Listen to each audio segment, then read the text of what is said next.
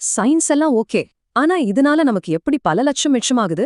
குறிப்பா 5 வழிகள்ல உங்க பணம் எப்படி சேவ் ஆகுதுன்னு இப்ப பாப்போம். இந்த 15% நல்லா நோட் பண்ணிக்கோங்க.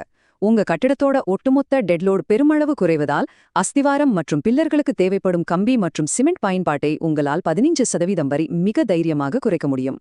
சேமிப்பு இதோடு முடியல.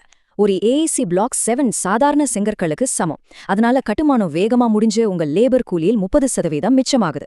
அப்புறம் இது மெஷின்ல கட் பண்ணப்படுறதால எட்ஜஸ் பெர்ஃபெக்ட்டா இருக்கும். சோ பூச்சு வேலை செலவு மிக குறைவு.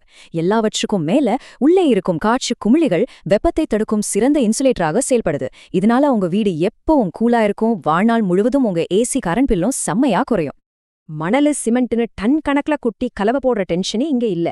வெறும் 3 மில்லிமீட்டர் திக்னஸ்ல ஒரு ஹைப்பர் எஃபிஷியன்ட் கெமிக்கல் பசைய வச்சு இதை சூப்பரா ஊட்டிடலாம். மணல் மற்றும் சிமெண்ட் வாங்கும் செலவு மொத்தமா மிச்சம். இவ்ளோ நன்மைகள் இருந்தாலும் மார்க்கெட்ல ஒரு பெரிய கட்டுக்கதை சுத்திட்டு இருக்கு. ஏஎஸ்சி பிளாக்ஸ் யூஸ் பண்ணா சுவத்துல விரிசல் வரும்னு சொல்றாங்களே, அது உண்மையா? இதுல உள்ள உண்மையான இன்ஜினியரிங் ஃபேக்ட் என்ன தெரியுமா? பிளாக்குகள் மிக துல்லியமானவை. அதுல எந்த தப்பும் கிடையாது. வீடுகளை கட்டுபவர்கள் இந்த நவீன தொழில்நுட்பத்துக்கான ரூல்ஸை ஃபாலோ பண்ணாததுதான் விரிசல்களுக்கு முழு காரணம். விரிசலே வராம இருக்க 3 கோல்டன் ரூல்ஸ் தாங்க. ஃபர்ஸ்ட், எப்பவுமே கெமிக்கல் மோட்டாரை மட்டும்தான் யூஸ் பண்ணணும். சாதாரண சிமெண்ட் கலவை கூடாது. செகண்ட், பில்லர் போட்ட ஃப்ரேம் ஸ்ட்ரக்சர்ஸ்க்கு மட்டும்தான் இதை பயன்படுத்தணும். லோட் பேரிங் சுவர்களுக்கு அல்ல. தேர்ட், அண்ட் ரொம்ப முக்கியம், எலக்ட்ரிக்கல் வேலைகளுக்கு கட்டாயம் வால் சேசர் மிஷினை தான் பயன்படுத்தணும். உங்க கான்ட்ராக்டர் இதை கரெக்டா ஃபாலோ பண்ணா ஒரு முடி அளவு விரிசல் கூட வராது.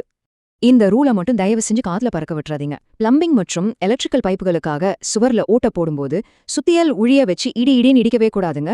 வால் ஷேசர் மெஷினை பயன்படுத்துவது மிக மிக அவசியம். மாடர்ன் இன்ஜினியரிங்க பழைய காலத்து ஆயுதங்களை வச்சு நாசமாக்க கூடாது. கடைசியா ஒன்னு சொல்லிக்கிறேன். குருட்டுத்தனமான சென்டிமெண்ட்களை விட அறிவியலை நம்புவதுதான் உங்க பணத்துக்கான பெஸ்ட் இன்வெஸ்ட்மெண்ட்.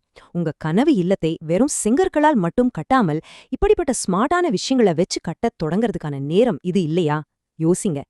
இந்த விளக்க பதிவு உங்களுக்கு ரொம்பவே பயனுள்ளதா இருந்திருக்கும்னு நம்புறேன்.